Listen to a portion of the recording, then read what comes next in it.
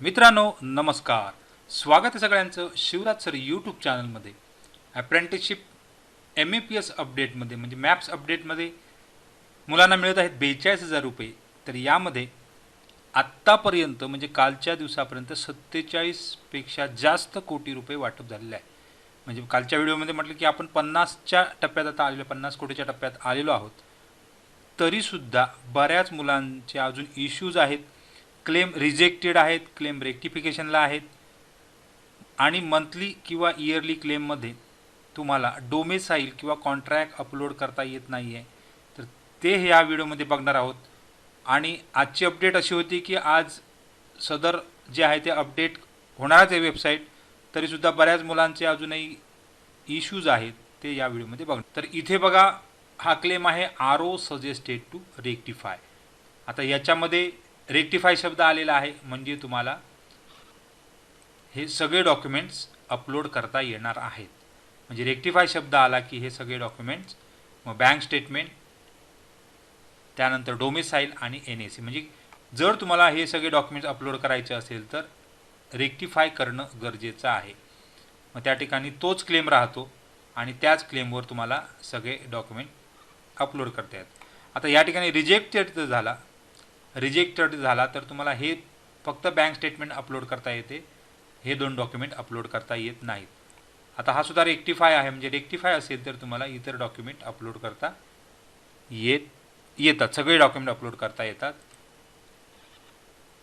आता इथे रिजेक्टेड आहे म्हणजे रिजेक्टेड असेल तर बाकी बँक स्टेटमेंट वगळून काहीच करता येत नाही. तर जो क्लेम रेक्टिफाय झालेला आहे त्याच क्लेमवर टच का. आता रिजेक्टेड आहे म्हणजे हा क्लेम तुम्हाला पुन्हा त्याचं कामच नाही आहे. रिजेक्टेड झाला म्हणजे तो संपला, तो आपल्याला रिवाईज करता येत नाही, म्हणजे हा क्लेम नंबर तुमचा 0 झाला. परंतु रेक्टिफाय झाला, आता मागे जर बघितलं तर त्या क्लेम नंबरचा तुम्हाला उपयोग असणार आहे. म्हणजे जो क्लेम तुमचा रेक्टिफाय झालेला आहे, आता इथे बघा RO सजेस्टेड टू रेक्टिफाय, मग याच क्लेममध्ये जाऊन तुम्हाला ते करेक्शन करायचे आहे. मग बँक डिटेल आणि सोबत हे जे दोन डॉक्युमेंट आहे ते टाकता येणार आहे. तर अशा प्रकारे तुम्हाला रेक्टिफाय करून तुमचे नवीन डॉक्युमेंट्स या ठिकाणी टाकता, म्हणजे रेक्टिफाय केला की नवीन डॉक्युमेंट तुम्हाला अपलोड त्याच क्लेमला लाईव्ह करता येतो, तोच क्लेम जिवंत करता येतो. रिजेक्ट झाला म्हणजे तो क्लेम संपला, लक्षात ठेवायचं, नवीन क्लेम करायचा. आता या ठिकाणी जर बघाल जाऊ डायरेक्ट डिटेल व्हिडिओकडे. तोपर्यंत तुम्ही चॅनल नवीन असाल तर सबस्क्राईब करा, ऑल नोटिफिकेशनला क्लिक करा, म्हणजे तुम्हाला सगळ्या नोटिफिकेशन मिळत जातील. रोजच्या अपडेटसाठी तुम्ही टेलिग्राम चॅनलला जॉईन करू शकता. आता मित्रांनो, क्लेम रिजेक्टेड झाला तर काय काय करू शकतो आपण. रिजेक्टेड झाला तर तुम्ही बरेच जण नाराज होतात, तर या ठिकाणी रिजेक्टेड झाला तर खुश व्हायला हरकत नाही, कारण एकदा क्लेम रिजेक्टेड झाला की तुम्हाला नवीन क्लेम करता येतो. मग मंथली असेल किंवा इयरली असेल, पुन्हा नवीन क्लेम करता येतो, मग मंथली इयरली करता येतो. परंतु या ठिकाणी अडचण अशी एक होती की डोमेसाईल कॉन्ट्रॅक्ट किंवा NAC national apprentice certificate upload करता येत नाही. म्हणजे मुलांचे क्लेम रिजेक्टेड झाले डोमेसाईलसाठी तर ते पुन्हा आपल्याला अपलोड करता येत नाही आहे, नवीन क्लेम करता येतो, पण हे जे डॉक्युमेंट्स आहेत ते अपलोड करता येत, अशी अडचण आहे. तर याच्याबद्दल बऱ्याच वेळा अपडेट किंवा याबद्दल जी तक्रार होती ती वरपर्यंत झालेली होती आणि त्यानुसार वेबसाईटमध्ये थोडासा बदल करून रिजेक्ट झालेले नवीन क्लेम करताना सर्वच डॉक्युमेंट अपलोड करता येतील असे वरिष्ठ पातळीवर प्रयत्न चालू आहेत. आणि आजसुद्धा अपडेट साहेबांनी दिले की सदर 1-2 दिवसात या ज्या गोष्टी आहेत ते सगळ्याच तुम्हाला अपलोड करता येणार आहेत. म्हणजे bank statement, domicile, contract, NAC, जे काही तुमचे डॉक्युमेंट्स आहेत ते सगळेच अपलोड करता येणार. आता नवीन क्लेम एकदा केला की तो कंपनीकडे अप्रूव्हसाठी जातो, एवढं लक्षात घ्या. म्हणजे रिजेक्टेड झाला तर तो परत तुम्हाला कंपनीकडे जावं लागणार आहे. मग ते डोमेसाईल अपलोड करू दे, कॉन्ट्रॅक्ट अपलोड करू दे, मंथली करू दे, इयरली करू दे, कंपनीकडे जावं जर रिजेक्टेड झाला तर.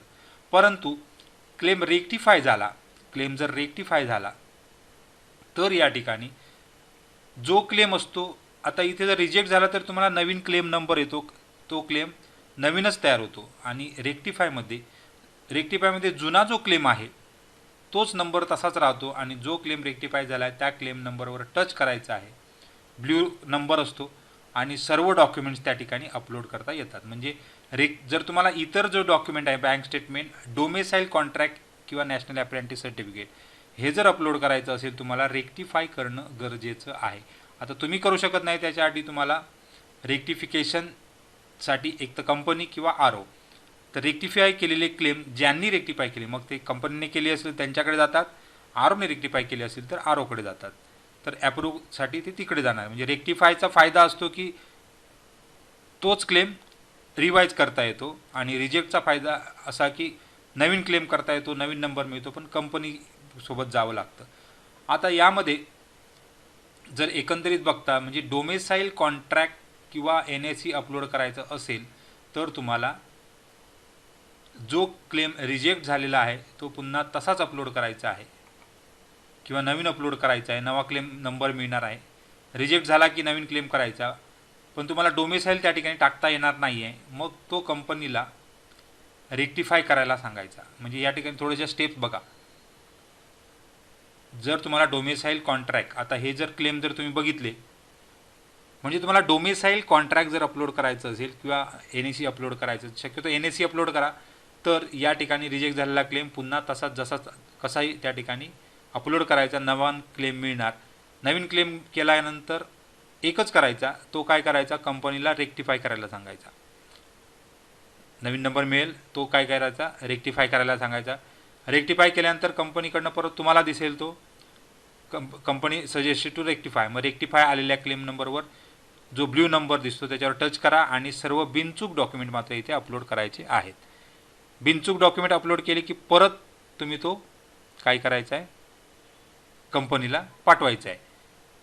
अपलोड केला, कंपनीला सेंड केला. आता कंपनीला सांगायचं की रिजेक्ट करा. म्हणजे पहिला सांगायचा रेक्टिफाय करा, सगळे डॉक्युमेंट अपलोड करून घ्यायचे आणि मग रिजेक्ट करायचा. रिजेक्ट केला की तुमचे हे जे दोन डॉक्युमेंट आहेत ते लॉक होऊन जातात आणि नंतर एकदा रिजेक्ट झाला की पुढचे 12 क्लेम तुम्हाला बिनचूक मंथली स्टेटमेंट सहित, म्हणजे इथे मात्र बँक स्टेटमेंट चुकवायचे नाहीत. आता हे तुमचे अपलोड झालेलेच असतात ऑलरेडी. ज्यावेळी तुम्ही रेक्टिफाय करून रिजेक्ट करता, बिनचूक डॉक्युमेंट अपलोड करून रिजेक्ट करता, त्यावेळी ऑलरेडी झालेले असतात. मग तुम्हाला 12 क्लेम बिनचूक मंथली स्टेटमेंटसहित पूर्ण करायचे आहेत. म्हणजे तुम्हाला अशा प्रकारे डोमेसाईल कॉन्ट्रॅक्ट अपलोड करता येणार आहेत.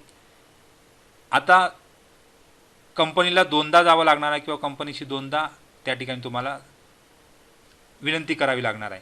आता बऱ्याच कंपन्या काही अशा परत परत तुम्हाला एंटरटेन करणार नाहीत, त्यामुळे तुम्ही 1-2-4 दिवस थांबू शकता, कारण अपडेट वेबसाईटमध्ये येणार आहे. एकाच वेळी सगळे डॉक्युमेंट्स अपलोड, म्हणजे कोणताही क्लेम करा, नवीन क्लेम करा. रेक्टिफिकेशनचा शक्यतो आता विषय संपणार आहे. ज्यावेळी रिजेक्ट झाला की नवीन क्लेम करताना सगळेच डॉक्युमेंट अपलोड होणार आहेत, पण याला 1-2 दिवस लागू शकतात. आजचीच अपडेट आहे की होऊ शकतात, तर या ठिकाणी 1-2-4 दिवसात सदर अपडेट येणार आहे.